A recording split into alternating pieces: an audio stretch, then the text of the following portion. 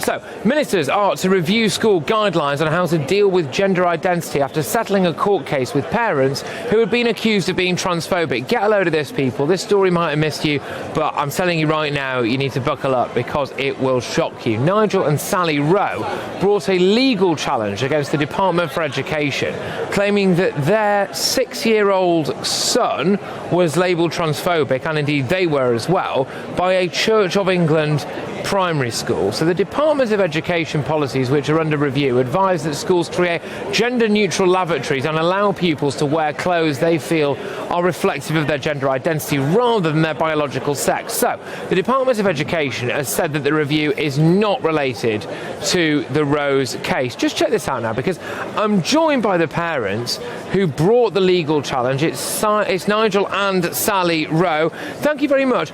Great to have you on the show. Really appreciate your time. Just fill us in a little bit about what exactly happened. Why were you labelled transphobic? Well, basically, we got a letter from the school when we challenged it, when another child identified at the age of 6 as being transgender. We got a letter from the school saying that we as parents of that child would be deemed transphobic if we didn't recognise that child was a literal boy or a literal girl. But worse still, in the letter said that my son, a 6-year-old son, would be labelled transphobic. And how many 6-year-olds can work that one out? Especially if a child, identifies as one gender one day and another gender another day. I mean, these days there's apparently lots of genders. It's very confusing. It's absolute nonsense. So we challenged it because it's ridiculous to do this to such young children at primary school. So to clarify, a Church of England primary school was genuinely going to accuse your 6-year-old child of transphobia, just what, for not wanting to wear a dress? Or not recognising the child as a literal, my son not recognising another child as literally a boy or a girl. It's just crazy. It wasn't verbally said, but it was written in the letter from the school to us when we brought up an objection to the whole trans ideology that obviously, has been pushed in schools. Yeah, and how does it make you feel? Because, I mean, it's an absolute shock, really. We're hearing loads of things as well. In fact, my next guest is Anna Starr, the Labour leader in Scotland, who I'm going to be going to shortly. But at the minute in Scotland, there's some rather fruity things going on, as far as I can tell, as well, about children being able to change their gender on the school register without parents being informed about it. And is this the removal of parental control?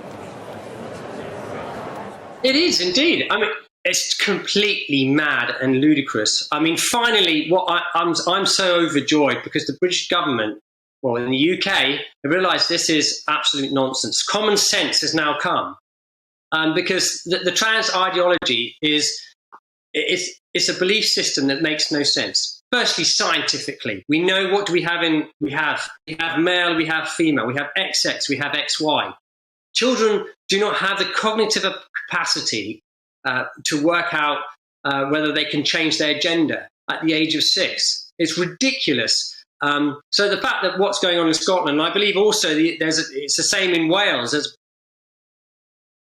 Sorry, I didn't hear what you said. How could they expect? No, it's all right. Sorry, there's a slight delay. Apologies about this, everyone at home. But yeah, I mean, how could they teach a child, all that kind of stuff? I mean, they teach them, a certain. I'm oversimplifying it here before the trans lobby get at me, but they teach them a certain animal noise for a particular animal, don't they? And all of a sudden, you want to look at someone who looks like a boy and has been a boy for the first 5 years of their life and expect the child to just not subconsciously know they become a girl the next day. I don't know. It's all a bit of a mess as far as I'm concerned, but thank you very much. I'm going to leave it there. Nigel and Sally, can I just say, just from me to you, would you mind just staying on the line with our producer, and we'll try and book you on again maybe tomorrow or the day after. It's just because we're pressed for time, and also I couldn't hear a word you were saying, so apologies about that. But we are now going to go on to another topic. By the way, the Department for Education spokesperson says we're working with the Equalities and Human Rights Commission to develop guidance to schools on transgender matters. Following feedback, yada, yada, yada, basically say that they're all okay. Okay.